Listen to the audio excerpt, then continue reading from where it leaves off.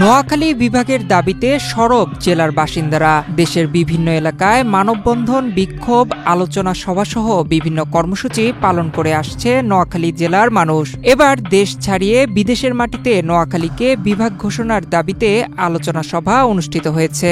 ৮ October বুধবার Saudi আরবের জেদ্দায় এই আলোচনা সভা অনুষ্ঠিত হয়।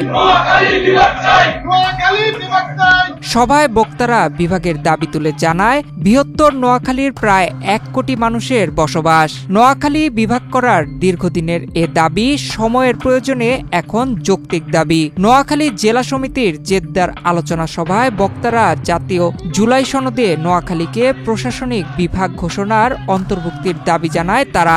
পদ্মা সেতু, মেট্রো রেল এবং এলিভেটেড এক্সপ্রেসওয়ে নির্মাণের গর্বিত অংশীদার বসুন্ধরা সিমেন্ট। নোয়াখালী বিভাগ চাই, এটা শুধু আমাদের দাবি না, এটা বাংলাদেশে নোয়াখালী যত সারা বিশ্বে যেখানে আছে সবাই দাবি। বৃহত্তর নোয়াখালী জেলা সবচেয়ে ধনী জেলা এবং আমরা জোর দাবি জানাই নোয়াখালী যেভাবে নোয়াখালী বিভাগ চাই, কিন্তু নোয়াখালীর এমনও লোক আছে যদি আমরা আন্দোলন সংগ্রাম করি শুধু নোয়াখালী স্বাধীনও দিতে হবে, শুধু জেলা না। আমার তো ভালো লাগতেছে যে আমার মনে হয় প্রবাসীদের পক্ষ থেকে প্রথমে আমরা নোয়াখালী সমিতির জেদ্দার পক্ষ থেকে আমরা এইভাবে আনুষ্ঠানিকভাবে দাবি জানাতে পেরেছি যে নোয়াখালী বিভাগ চাই, এবং সেটা শুধু আজকের দাবি নয়, আমরা এটা কন্টিনিউ করে যাব যে পর্যন্ত আমরা নোয়াখালী বিভাগ পেয়ে থাকি।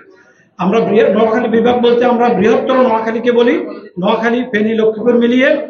আমরা শুধু এটা চাই বাংলাদেশ সরকারের কাছে, যাতে করে শুধুমাত্র আপনারা আমাদেরকে প্রশাসনিক যে অবকাঠামোগত বিভাগ দিয়ে দেন, আর বাকি সবগুলা আমাদের নোয়াখালীর যে সব লোকজন আছে বাংলাদেশে এবং বাংলাদেশের বাইরে আমরাই করে নেব। আপনি হসপিটাল বলেন, কলকারখানা বলেন, মেডিকেল কলেজ বলেন, নার্সিং কলেজ বলেন, যত রকমের অবকাঠামো করতে হবে ইনশাআল্লাহ আমরা রেমিটেন্স যোদ্ধারা এবং বাংলাদেশের বিভিন্ন জায়গায় যারা অবস্থান আছে আমরা করে নিব।